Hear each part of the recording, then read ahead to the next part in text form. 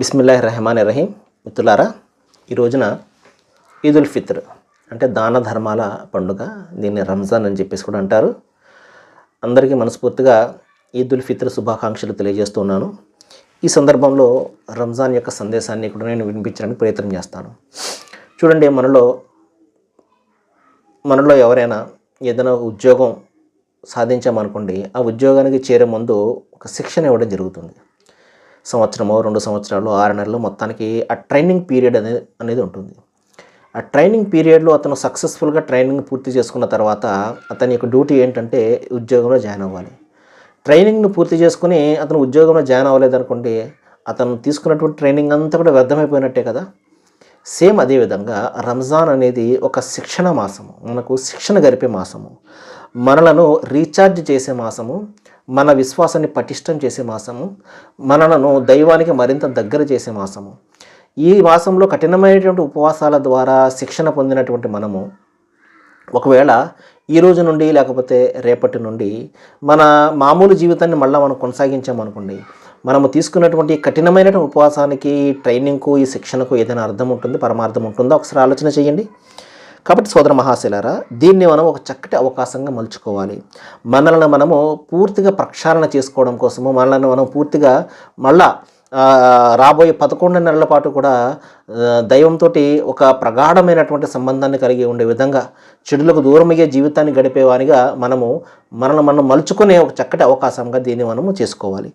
సోదర మహాశిలారా, దీనికోసము మనము దైవాన్ని ఎప్పుడు కూడా ప్రార్థిస్తూ ఉండాలి. ఓ దైవమా, నాకైతే సన్మార్గాన్ని అయితే నువ్వు చూపించావు.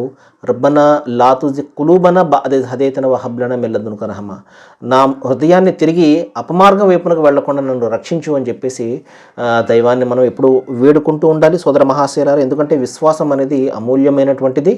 ఇది అందరికీ కూడా దక్కేది కాదు. దైవం ఖురాన్లో చెప్తున్నాడు, యుతిల్ హిక్మత మయ్యేషా అంటున్నాడు.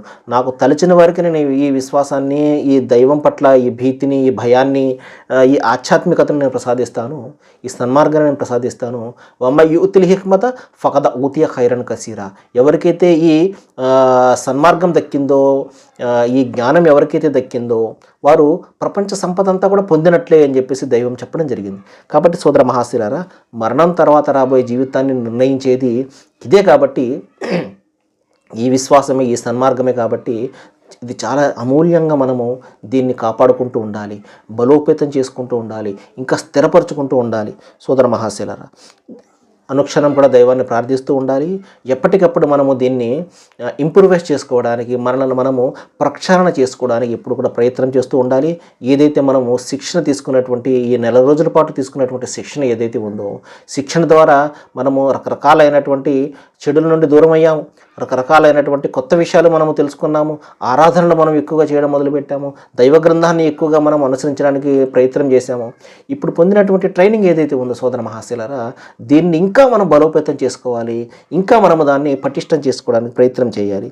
అలాగే మన జ్ఞానాన్ని ఇంకా మనం పెంచుకోవడానికి ప్రయత్నం చేయాలి.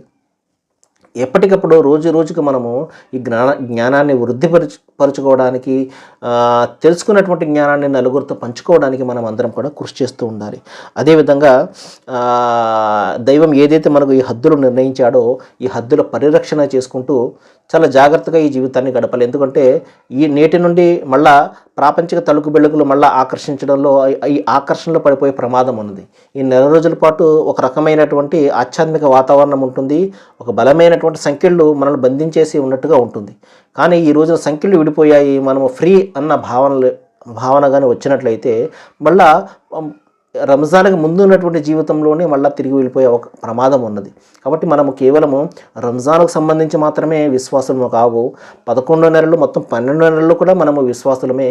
ఈ విషయాన్ని ఎప్పుడు కూడా జ్ఞాపకం పెట్టుకోవాలి. రంజాన్ మాసం అనేది మనకు చక్కటి శిక్షణను ఇచ్చింది, చక్కటి బూస్టింగ్ని ఇచ్చింది, బూస్టప్ని ఇచ్చింది మనకు.